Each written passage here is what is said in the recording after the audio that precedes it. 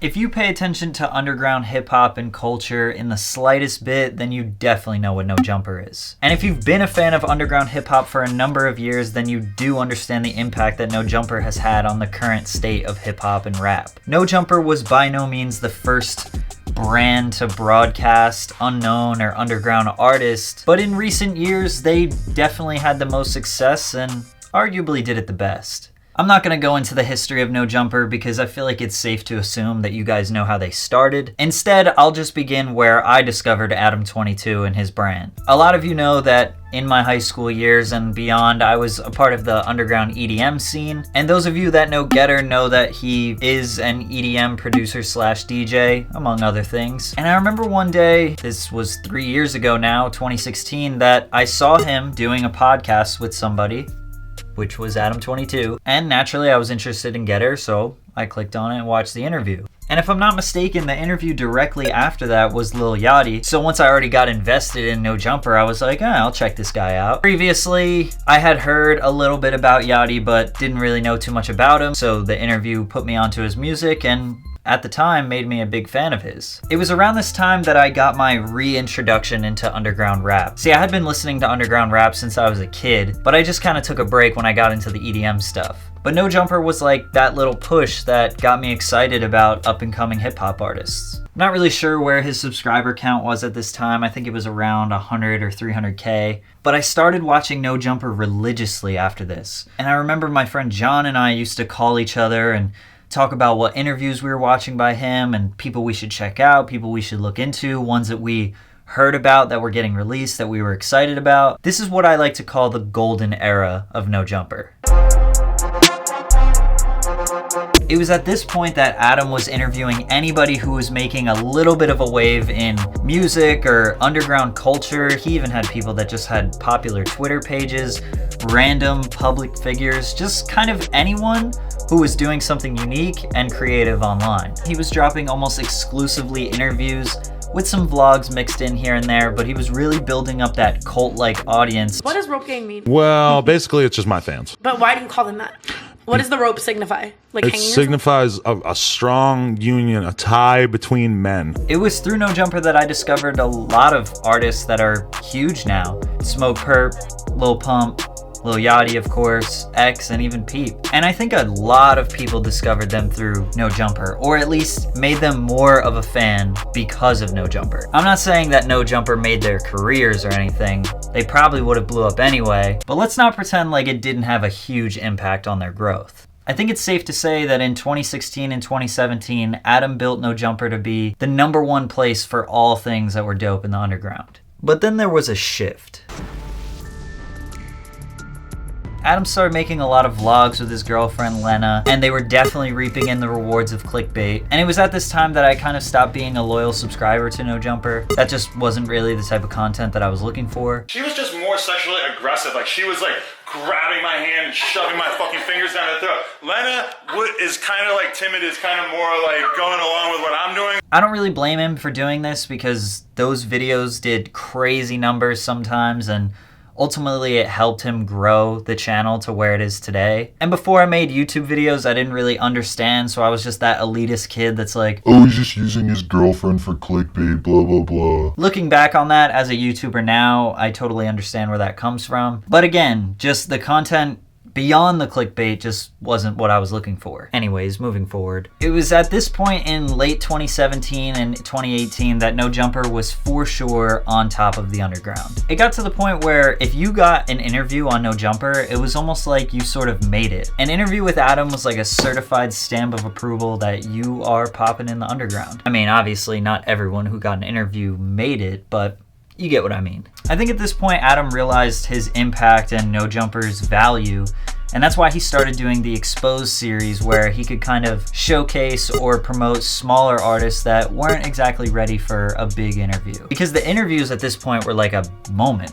I mean, they were so valuable and they got so many views that everybody was waiting. So during this time, a majority of their content were vlogs, the Exposed videos, and they would host music videos on their channel. And it made sense that he took a step back from the interviews because it would do one of two things. A, not get enough views from somebody who wasn't clouded enough so it just wouldn't have been worth it for him. Or B, interview somebody and it kind of makes their career and gets them all of this exposure, and maybe they wouldn't necessarily be ready for that, or it could tarnish his brand. But then there was another shift.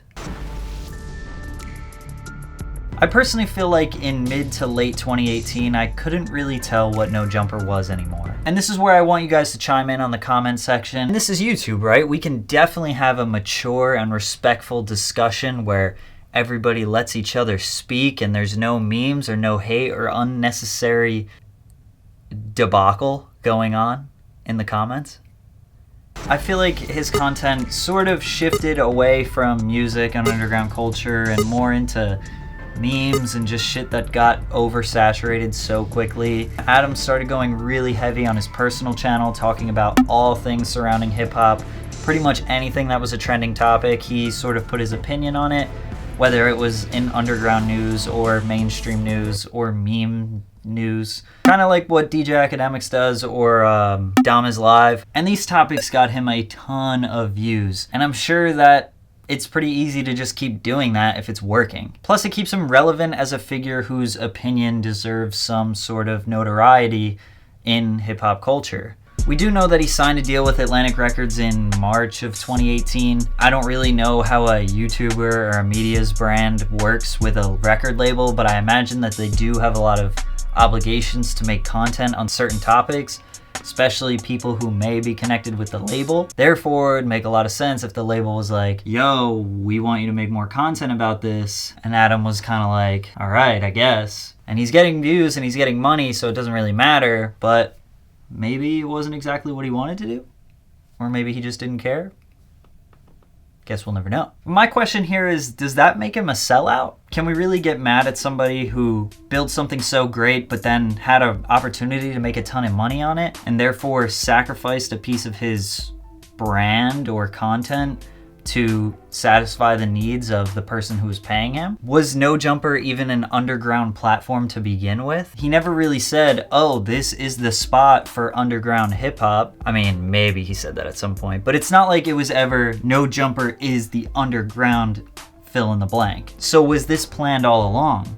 Was he always trying to build up this platform to be a giant media brand? And another question is now No Jumper just like another Complex, Hot 97, or Genius? There are a lot of questions, and honestly, I just want to hear your perspective as a fan, as a follower. When did you get introduced to No Jumper? What made you like about it? And what is your opinion on it now? Do you still like it? Do you think things have changed? Do you hate it now? And if so, why?